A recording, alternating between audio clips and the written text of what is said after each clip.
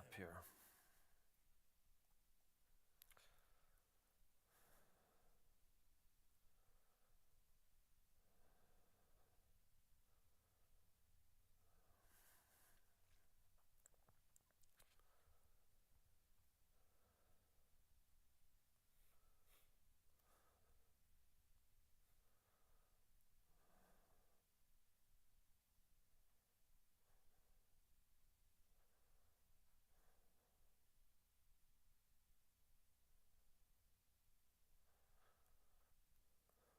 Okay. All right. Well, it seems like it's been forever. I go back and look at my dates, and I'm like, gosh, have we missed that many Wednesdays? But we haven't had too many Wednesdays since before Christmas, weather and all that stuff. But we finished up Follow Me the last time, so starting a new thing here. So we're going to go back to the book of Romans. Going to be back in the book of Romans, and so today's going to kind of be a little refresher of where we were in Romans. I think we did 18 lessons on the book of Romans. We'd made it up through maybe chapter 8, and I'll probably go back and do a more in-depth study on Romans chapter 8 later on, but today we'll do a little recap. Because, we got to understand Paul a little bit. And we got to understand some of his story. And all that's relevant for us today. Because Paul, he's a very religious Jew, but he's also a Roman citizen.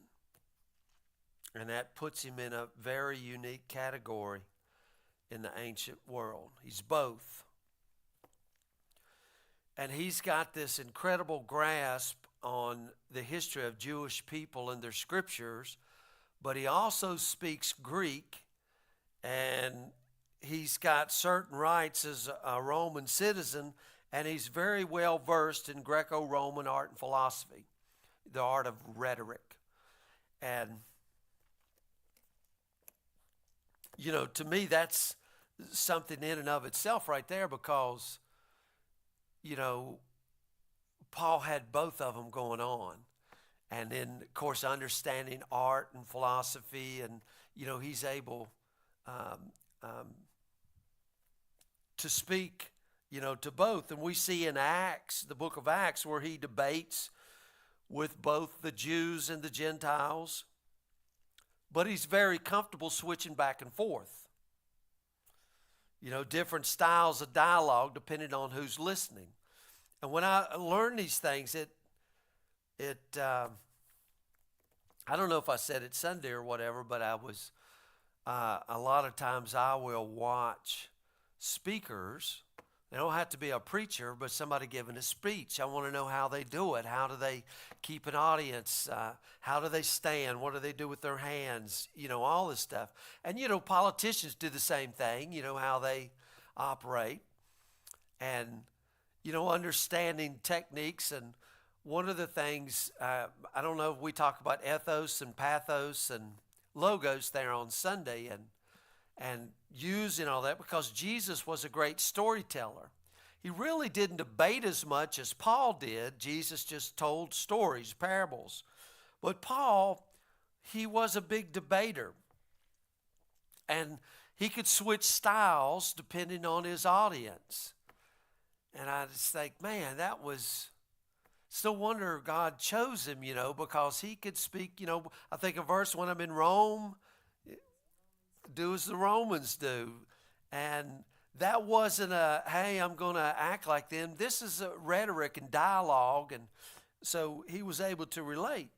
So to Paul, with the Hebrew scriptures wasn't working well, and I know a lot of people don't get this, Paul would often quote their own Greek poets.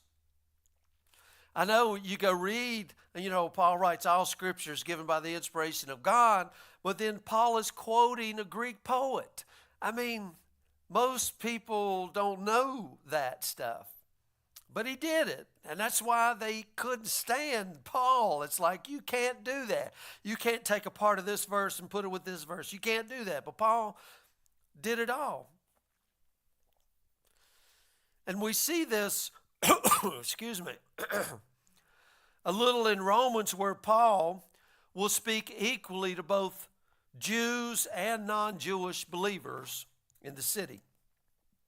Now, as far as this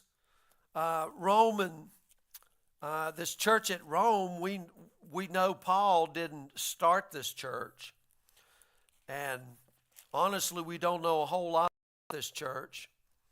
Well, I mean, we don't know who did start it. I mean, if you think about it, I mean, what would you say today is maybe the most important city, the most known city in the world? It's probably New York. Well, at the time, Rome is the most important city, in the most important empire in the entire world. And a church is established there in the ancient world, the most important churches there could be in the history of Christianity, and we don't even know who to give credit to. But in chapter 1, Paul starts the letter by acknowledging both of the groups in his opening remarks. And I'm going to go back to Romans chapter 1, verse 14. I'm under obligation both to Greeks and to the uncultured, both to the wise and to the foolish. In English, we probably miss some of the heat here, because what he says is he's obligated both to the Hellen and the Barbaros. Now, maybe that doesn't help us out either. But Hellen, you've heard the words Hellenistic or whatever. Hellen meaning the Greeks and the Romans. Now, even though we got two cultures here, we got to understand something multicultural here. Even though we got two cultures, look at it like this. We could relate to somebody who looks like us and is sort of like us. Maybe we could say I'm obligated to both Canadians and the Americans, right? Because we look alike and we're close and all of this other stuff. But if Paul is basically saying here, I'm obligated, that's the Hellen word, to the Americans and the Canadians and the Aborigine. Now you see, now we say, what? Now time out a minute. Or maybe the indigenous people, the Indians who live on the reservations, who we would just claim as, He uses that word barbaros, and it means barbarians. It means the battlers. It means the backwards, the backwoods, the simpletons, Paul says, I'm obligated to them as well as to you, to all of them equally. Now, those words I use, that's a very Roman way of describing the world.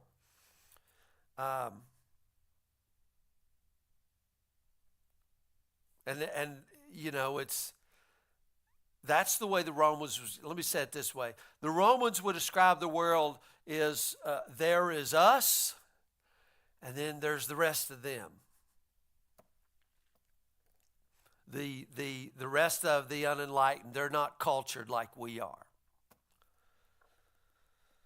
But then Paul goes on to add that he's obligated to the wise and the foolish.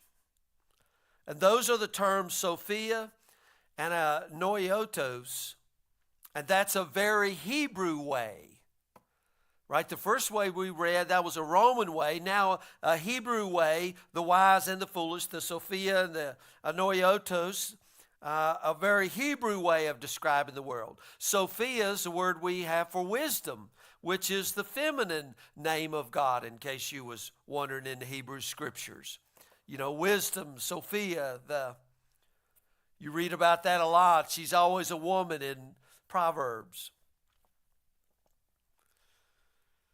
And the foolish are a way, in Hebrew culture, a way of describing those who don't know God. Now see, that's important because in our minds, our Greek minds, we don't understand foolish. We think of foolish as, well, they just don't know anything. But to the Hebrews, you was foolish if you didn't know God. Maybe you had all these other gods, and you were foolish to worship them because you didn't know Yahweh. So we have to understand Paul here. And so this is a guy who is very aware of his identity as a Jewish person, but he is also aware of his ability to keep feet in very different worlds and how he can shift back and forth between when necessary to talk to the Greeks or to talk to the Jews. And there's something there for us about learning to remain true to ourselves here. Knowing who we are, but also understanding who we are speaking to. Now, as I was going through this, I thought, wow, that's something. Who are you speaking to? Who are you speaking to? And, you know, when you say, how do the people hear the words you say? Because I know I've said things before, and people come back, well, you said this, and I'm thinking, maybe I did, but that's not what I meant. Or, you know, Paul would say speaking the truth in love. How does speaking the truth in love really work out here? I mean, you know, where the rubber meets the road, what does that really mean, speaking truth in love? And I know what I was kind of taught in that. That means, you know, and this is how it's kind of used today is it's like, well, I love you. That's why I want to tell you you're going to hell because you're doing this. I love you, and that's not speaking the truth in love. That's just using religion as an arrogance to try to manipulate and control somebody. That's all that is. Speaking the truth in love. It almost reminds me like you're trying to talk to a kid, and I got to get down in the floor on your level, and I've got to put myself in your shoes. How would I hear this if I was in your shoes? And a lot of people, you know, they don't want to do that, but that's what that means. It's about hearing yourself through someone else's ears. And then it's about adjusting your language to be loving above all else in that. Speaking the truth in love. And I know a lot of times when you read Paul, he can come off a little rough. Man, I used to think this ain't a guy I'd want to meet. He just sounds, he's a debater, and boy, he's withstanding Peter to the face, and boy, he's a tough character here. But what has really helped me is recognizing these moments where we see Paul at his best. Remember, you know, I always thought of Paul like Elijah. And I told you, this picture of Captain Caveman, Elijah, boy, coming into the king. Guys, guess what? The water's over. There's no rain or dew till I say it is. And then I see him sleeping under a juniper tree. And then I see him asleep in the cave and, you know, coming out and all of these things. And I see Paul as this kind of whirlwind like that. And sometimes we almost want to dissolve a person's personality. And, you know, God doesn't do that. And we got to look, hey, Paul had some good days and Paul had some bad days. You go read Philippians, had the sentence of death in me. That sounds like somebody's having a pretty bad day. And, you know, when you're in the jail and been beaten, I mean, you know, we talk about Paul singing in prison, but that was a one-off. He didn't always sing in prison. I'm sure he wasn't singing when they let him down over the wall in a basket, you know. I mean, sometimes you have some good days and sometimes you have some bad days. But understanding Paul, he's deeply concerned with how his words will be heard and how his words will be received and how they'll be understood as loving and filled with grace.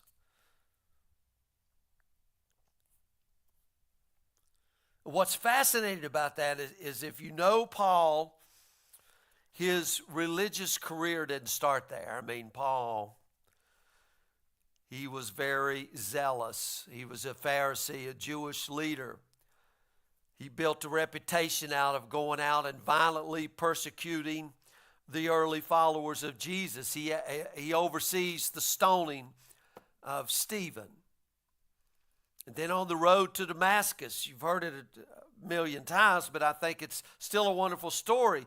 He has an encounter with the risen Christ. And he becomes convinced that Jesus really is the Messiah, the Jewish Messiah, and that Jesus really is alive and he's well, despite his very public execution on the cross. Ask anybody and they would have said, there's no way that guy was beat to a pulp and crucified, Denise. No way that guy is Lord of Lords. There's no way. No way God would have allowed our Jewish Messiah to even go through that, much less meet you on the road, Paul. I mean, there's no way. But this encounter convinces Paul. And see, Paul understands something, and this is something that we have to look at too, because for Paul, remember, he's Jewish. He grew up at the feet of Gamaliel. He's certainly not a novice. He's very experienced, very well learned. Paul knew the cost of sin is death. He knew it. And if everyone pays that cost, well, if Jesus came back from the dead, then that must mean sin is defeated completely, because nobody's ever come back from the dead. Now, you could argue and say, well, this one or that one or whatever. They died again. See, resurrection was different. And here's the kicker. Everybody dies, and Paul knew this. Wait a minute, everybody dies, not just Jews. That means with Jesus' resurrection, it must mean that the story of God has been expanded to all peoples everywhere.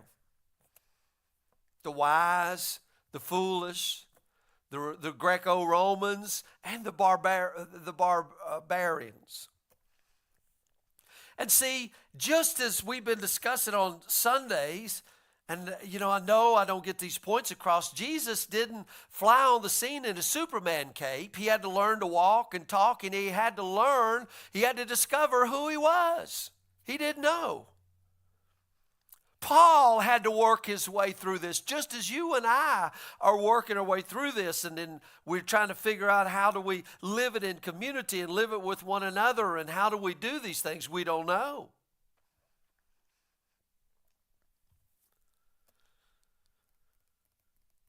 And for Paul, if sin and death really are defeated, then life must have come for all of us. Paul is working through this, and that's what he's talking about in Romans 5. Let me go over here and give you a couple of verses in Romans 5.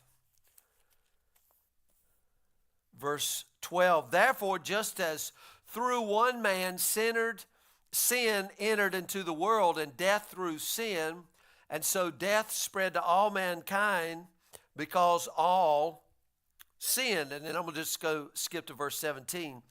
For if by the offense of the one death reigned through the one, much more will those who receive the abundance of grace, and of the gift of righteousness reign in life through one, Jesus Christ. And I do this a whole lot, because most of the times we hear and we put in words. That's why with you guys I'm always inputting words, and you're like, oh no, that doesn't say that. But most people would say, for if by the offense of one death reigned through the one, much more will those who receive the abundance of grace and of the gift of righteousness reign in heaven. Right? Because we substitute almost everything in there. But he doesn't say that. He says reign in life. Now, if we put all of that together, you remember what Jesus talked about, and you cannot forget this, because how did the Gentiles' kingdoms look? Gentile kingdoms look, if I'm reigning, I'm sitting on the throne, I'm the big grand poobah, and everybody's serving me. But Jesus said this kingdom is not that way. And he that reigns in life is what? Servant of all. So we got to keep that in mind. We can't forget that. Because I know when we use these words, reign in life, it has nothing to do with what a Gentile kingdom looks like. It would have more to do with what a Gentile servanthood looks like and slavery looks like, because those are who are really reigning. So when you bring all of this out, people just, I don't know if we really want to go there. But see, Paul got it. See, Paul was just like all of the other Jews. They're wanting a reigning Messiah.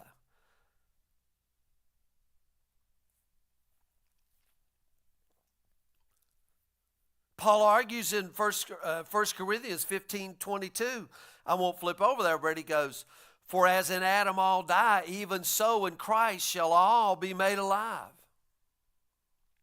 And for Paul, his thinking is that if Christ didn't just come to complete the Jewish religious obligations as Jewish Messiah, he overcame the human condition as Christ. And that means now, and that's why we say overcomer, he that overcomes. I mean, we overcome because we're in him who is the overcomer. And that means now ideas like ethnic identity, racial and social differences, they can be important and they can have their place. Paul still sees himself as very much a Jew. And you know, going back, like we said on Sunday, you know, I was born here, you know, raised here. This is something that we ought to not shy away from. God put us here. He designed that, right? That you and I would be born in Tazewell County, Russell County, and these places, wherever. We shouldn't just dismiss that. But ethnic identity, social differences, they can't function as a barrier between us anymore. That's really at the core of what Paul is trying to work out in all of his letters, that the world is being reconciled to God and none of our categories matter anymore.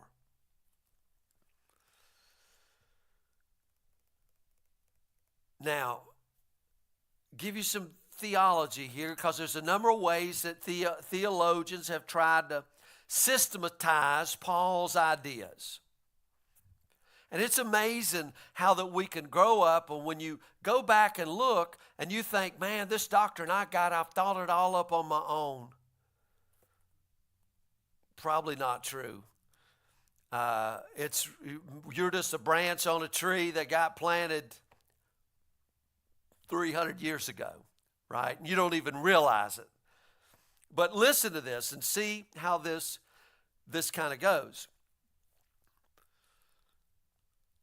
Here are the major schools of thought when it comes to Paul. Bear with me a little bit. There's and I won't get this right because this is a German word, but a Tübingen school. And this comes from a group of theologians who wrote and taught at the Tübingen University in Germany in the 1800s. Now listen to this, and you'll see this. They saw two major streams in early Christianity fighting for supremacy. Now listen to what I'm saying here. Fighting for supremacy. You see that today, you know, the pre-tribbers or the post-tribbers, and everybody wants to be on top and argue. And so this debate, and remember, Paul been going on a long time. What did Paul say? What did Paul mean all the way up through? Two major streams. There are the Judaizers, and you know who one of the Judaizers was Peter. Peter was a Judaizer who wanted to maintain a very works-based theology of doing the right things. Now you'll see where this argument come in. I love Martin Luther. Martin Luther thought the book of James was ludicrous. So you got Peter on one side and you got Paul on the other. And there were Paul and his followers who had a faith-based theology of believing the right things. Now, without going too deep here, we know that Peter and Paul, they have their disagreements. But to simplify everything down to two sides and one winner, it just doesn't make sense of the complexity that happens in human relationships.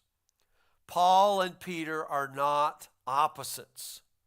They're colleagues, they're partners, they're brothers, but they're wrestling and they're working out things together.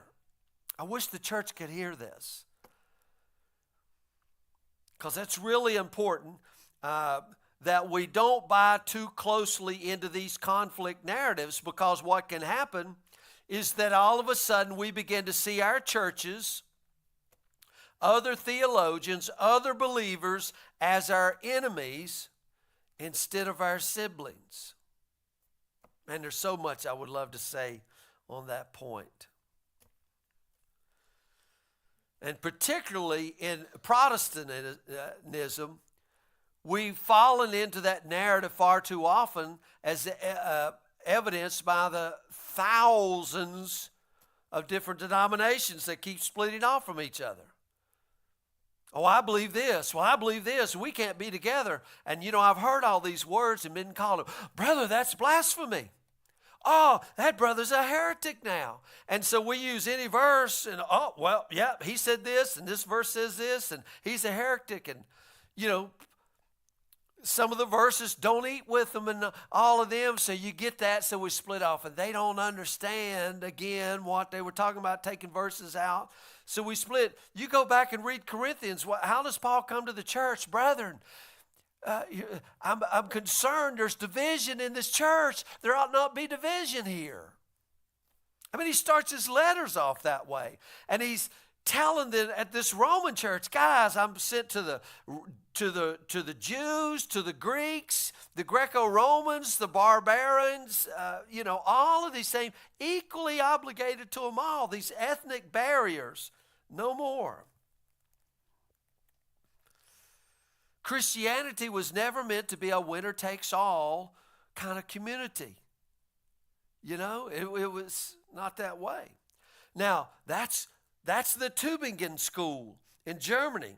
Now, the second major school sometimes is called the archaeology of religion approach, the archaeology of religion approach. This comes from anthropologists and sociologists who looked at Judaism. Now, listen to this. And they saw it as a do the right thing religion. And they saw Greek philosophy as think of the right way kind of culture. So the Jews were a do the right thing, and the Greeks were a think the right thing. Now, I can think of a whole bunch of religions, and they're mixed mash and mashed potatoes are the whole kind of thing here. And we're on these limbs, that need to be cut off. And they looked at Paul, who does have one foot in both worlds, and what they saw was Paul trying to Hellenize his Jewish roots. In other words, they thought he was trying to Greekify Judaism to make it easier to digest for the non-Jews. And the problem is that it really doesn't properly acknowledge the deeply rabbinical ways that Paul thinks about Jesus.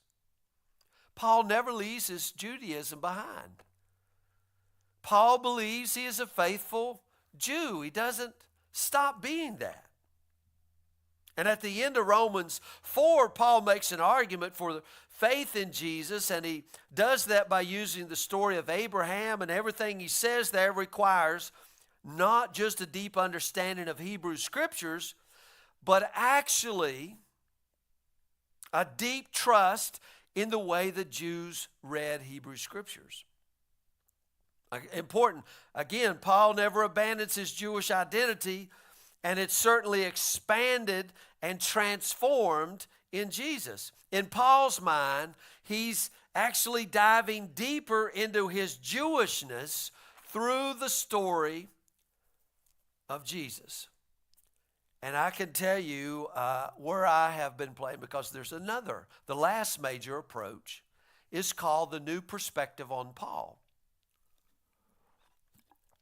And it's amazing to me when I began to study this stuff, and I'm seeing it just like you see some things sometimes, and then it seems like when you're seeing it, then you find some preacher somewhere who confirms what you're seeing. Okay, you can't explain it, but all of a sudden, boom, it comes up. It's like, yeah, I couldn't formulate it. Maybe I didn't have all the ducks in a row, but you just lined them up and hit it out of the park, and man, I see it, and you grab a hold of it. But then if you follow on with a little bit, you'll see all the naysayers that come out and say, that guy is crazy. He's a heretic. Nobody should ever listen to him, right? And it doesn't bother me in one sense until I realize who these people are. And these people go to pulpits and they got 17,000 people listening to them. And I'm thinking, man, I love this new perspective on Paul. This is exactly what I'm seeing and hearing and coming around. And then I hear people say, the new perspective on Paul is heresy. It needs to be thrown out of the church. It's crazy. It's ludicrous. And you're going to go to hell. And I'm like, what? But this is how Christianity works. I don't understand it, but here's this new perspective on Paul. What happened was people started to take Paul's Jewishness seriously. They realized that people don't just change their mind. And I know we preach a lot of this, repent.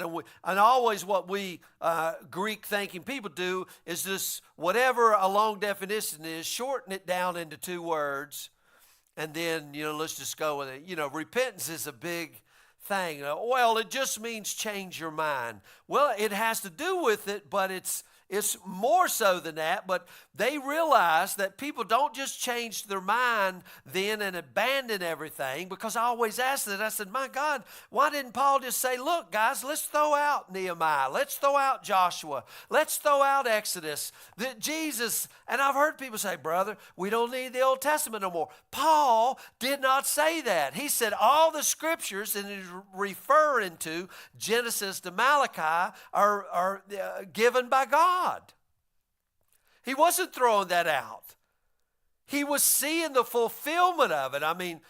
So we don't throw everything out. I go back and I think, well, I was raised a Baptist. Maybe you guys are raised this or that. We don't throw that out. What really happens is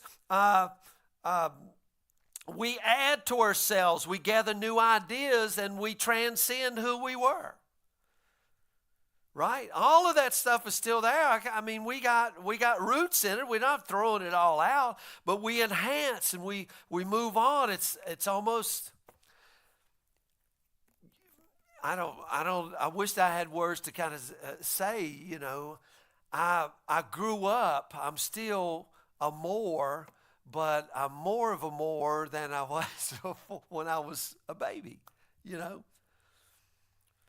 And we include all of our stories and all of our history as with us as we journey. All of that is included, right?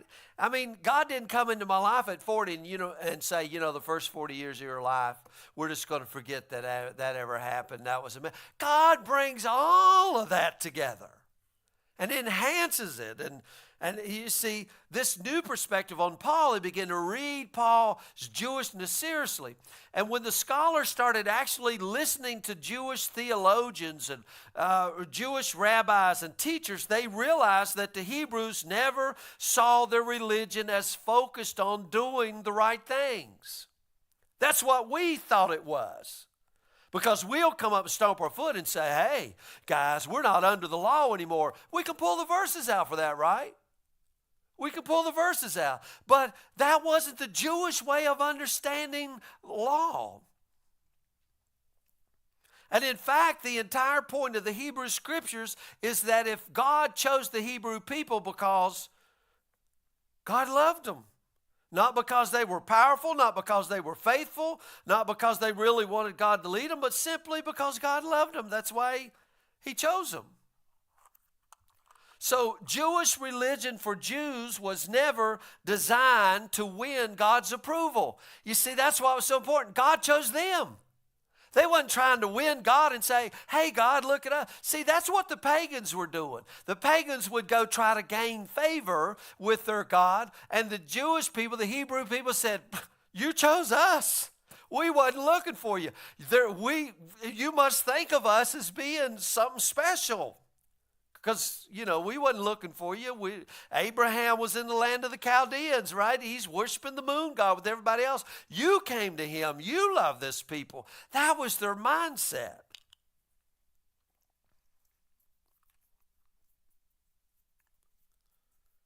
Now, let me just add something here. We might talk on this a little bit more on Sunday, but so you go back, and this is what people don't understand.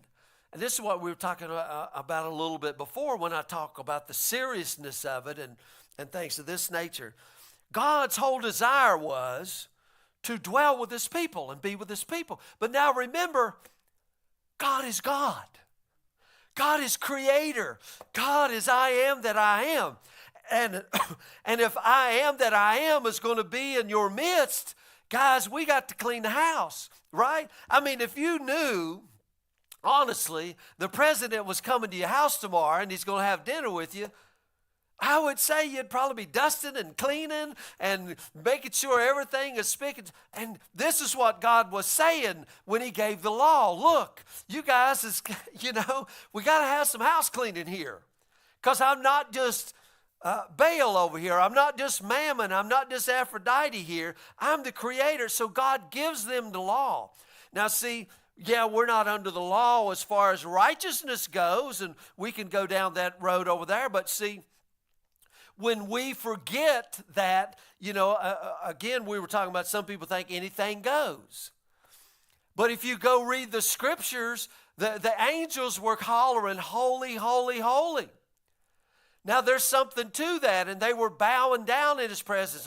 Thou art worthy because thou wast slain. You see, there's a certain posture to come into the Lord's presence with. And this is the point I try to make. I try to say, look, I'm not talking about a heaven and hell kind of thing here. I'm talking about entering in and coming into God's presence. Sometimes we come in rejoicing. Sometimes we come in broken. Sometimes we come in groaning or whatever, but we can never forget what's happening here. And that God is awesome. And I know he meets us like a little child, but as you grow into this more and more, it becomes, oh my gosh, it's not just holy. It's not just holy, holy. It's holy, holy, holy. I see the earth is full of the glory of God. The Jews understood that, so they wasn't trying to earn God's favor. You understand? See, we Greeks, we like, law, 10 Commandments, we can do that. And then God will like us and, we'll do this. And then some preacher comes along and says, no, you don't have to do anything. Both sides missed the point here. And we haven't seen that in any of the schools, Tübingen School or whatever, but in the new perspective we begin to understand. Because for Paul, doing the right thing is nothing but the natural outflow from rightly knowing that you're loved. The question for Paul was never, how do we get love, but what signals our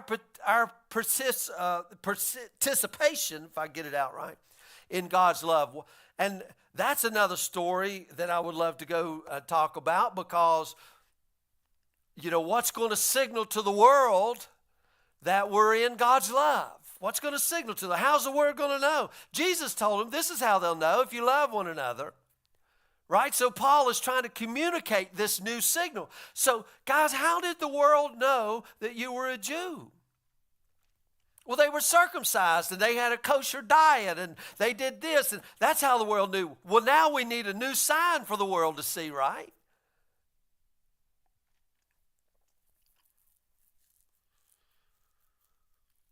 And, if Christ's resurrection has crossed ethnic barriers, we can't use those old signs anymore. That's what Paul is talking about. We can't use the sign of not eating pork and not eating this and circumcision. Yeah, I mean, you understand, this was what Paul's argument was. See, we've come at this thing with 21st century questions. Paul wasn't answering 21st century questions. He was answering questions of his day. That's why we can't understand it here. And for Paul, what he calls this thing is justification by faith. Now, hopefully this will expand it a little bit. And his idea was simply that we are marked in our relationship with God by our trust that God will do good for us. Now, the tricky part here with justification by faith is that it gets confused a little bit in English. And the reason is because in English, we use the words faith and belief interchangeably in a way that Paul doesn't. What we often hear is, you don't have to do the right things, but you have to believe or think the right things. Remember those schools and the Greeks? As long as you think the right thing. And see, that's what people think today. Like, I don't have to do anything. All I got to do is think in Jesus and believe in Jesus and everything's good. That's not exactly what Paul was saying in Romans here. Paul is saying, now listen to this, that you have to trust the right person. That's why it was so huge, when Paul would go in and say Jesus is Lord, that was a beheading offense. They could kill him for that. That would be the same, of course it doesn't carry the same weight here as, we have a president up in the White House and we would say, he's not the real guy. There's another guy and Jesus is his name. And it was like, oh no, we got this guy. And Paul's like, there's another one. Because they would put all their trust in the Caesar to save them. And Caesar's our Lord. And Caesar's going to fix our economy, and Caesar's going to save us from the warmongers, and Caesar's going to, and plus I have a social status in Caesar's kingdom because I'm a Greco-Roman, and I've got status. And Paul says all of that has changed.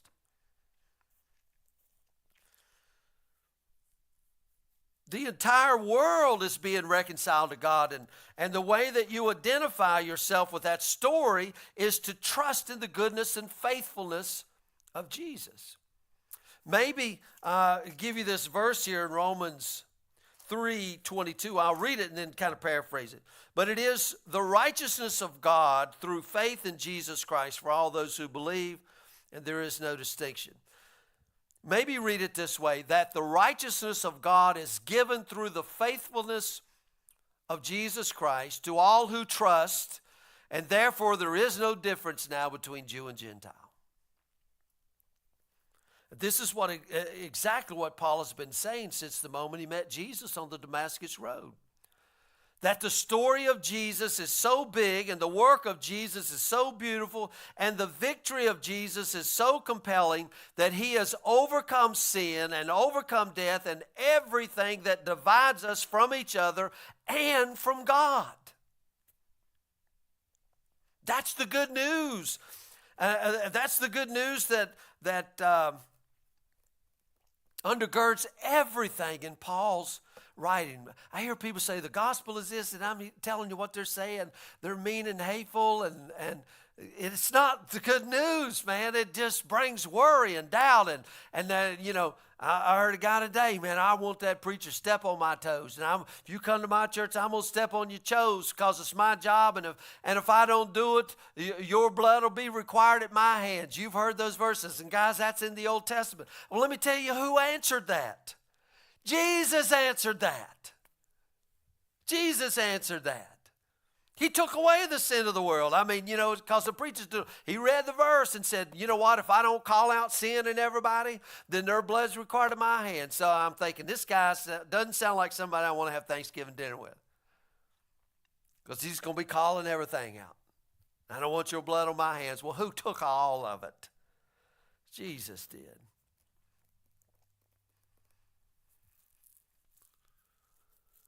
This is exactly what Paul has been saying since that moment on the Damascus Road. The world being reconciled to God through the faithfulness of Jesus. And if you can just trust that, it'll change everything. Change everything for you. The tough thing is figuring out how to live that in community. Because what we've been told about love is, and guys, I grew up in this, man, and I see this so plain. We grew up that love is a limited commodity.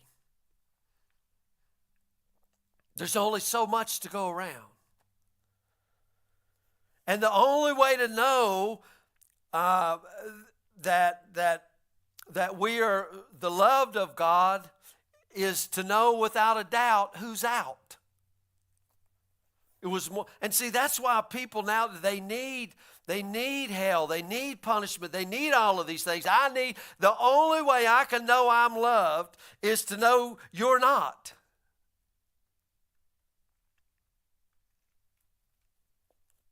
Churches have been struggling with this from the beginning. You remember Peter? The Lord shows up to him in a vision and lets a sheet down, and he sees all manner of beasts, clean and unclean. And what's the Lord say? Oh, Peter, you better divide them out and put the clean on this side. And rise, Peter, slay and eat. What did Peter say? I'll do it. No, not so, Lord. Nothing common or unclean has ever entered my mouth. And you know what? I know we get 3 times that sheet, but you remember that 3 times is a Hebrewism. I bet God was dealing with him all night long. How many times did he? Maybe 100, maybe 1,000 times in that night. Now Peter says, finally. And you could see this is what was going on in Galatians. I mean, you remember they were kind of eating with the Gentiles, with the Greeks, and then here the Jews show up, and remember what Peter did. Peter removed himself from the table. Now listen, tables in their day was a big deal. I mean, this table here is a big deal. If you can understand this, because it wasn't just for eating, it was called table fellowship. And it was a way of acknowledging that whoever is seated at the table is my equal. That's why it was such a big deal when Jesus, who they're claiming is the Messiah, would eat with tax collectors and sinners and prostitutes, because he says, I'm equal to them. They could not stand that. I'm one of you, he's saying. You're one of me, he's saying. And we're invited to this table. He's acknowledging that when you acknowledge them as an equal, you're saying they're worthy of dignity and compassion and respect. My gosh, Jesus has respect and honor to a woman caught in the middle of adultery. Now, Paul, he recognizes the significance of cultural practices. He doesn't want to take Jewish markers away from anybody. He doesn't. But when those markers become barriers again, and they start to create in groups and out groups that Jesus already overcame, Paul ain't going to stand for it. That's why he withstood Peter to the face. He goes off in Galatians, and that's what the letter of Galatians is about. And what does he say? Oh, you nice Galatians. He said, you stupid people, you foolish Galatians, who deceived you? He even goes far, and you can look this up, but because, they're talking about circumcision, and they said, man, these guys got to be circumcised. I mean, how are we going to know? What's the marker going to be? Because we Jews have a marker, right? We're praying in public. We don't eat this. We got circumcision. And Paul, you can go read Galatians 5:12. Basically, he says this: if you guys want circumcision so bad, go castrate yourself. Just be done with the whole thing. That's how hard this is that Paul is coming at it. Paul ain't messing around here. The point is to recognize that we don't have to sanitize the New Testament. The story of Jesus changed everything for Paul. It flipped everything upside down for Peter and reinvented the entire way that communities define themselves over and against each other. And we still struggle with that today. These debates in the New Testament about Jews and Gentiles and kosher diets and circumcision, they can all seem very distant and unnecessary to us. Guys, we don't have those problems today. But the thing is, what we're seeing here in the background to all of these New Testament letters is a different set of categories, but it's still the same struggle that all of us wrestle with. This tension between our human nature that tells us we can't ever really know that we're loved unless we know who's not loved. set against the good news that resides in the very depths of our spirit, that knowing ourselves as loved requires nothing more than trusting that God is faithful to do us good. And here's the thing, Christianity was never about you getting enough of Jesus inside of you that God would love you. I've heard people say, you need more Jesus, you need more of the Spirit, you're complete in Him. And I want to tell you something here. You can go check this out as we get ready to close. The truth is, Paul doesn't talk about Christ in you, surprise, near as much. What really fascinated Paul was the ideal of you in Christ. And you remember Sunday I told you, imagine that, not Jesus shrinking up and coming, but yes, He's involved in your story. That's what I'm saying. You in Christ, or Christ in you, He's involved in your story. But what really fascinated Paul was, my God, we're involved in His story. This incredible imagination of who you might become when you come to know yourself as wrapped into the story of Jesus and the love of God. And I will leave you with this verse here, and turn my Bible up here in Romans chapter 8. There is therefore now no condemnation at all for those who are in Christ Jesus. For the law of the Spirit of life in Christ Jesus have set you free from the law of sin and death. The law that divides you from everything God desperately wants for all of us. We're free. Okay, that'll lead us back into Romans. So we will be continuing on this Roman road for a little while longer next week. So we'll quit with that.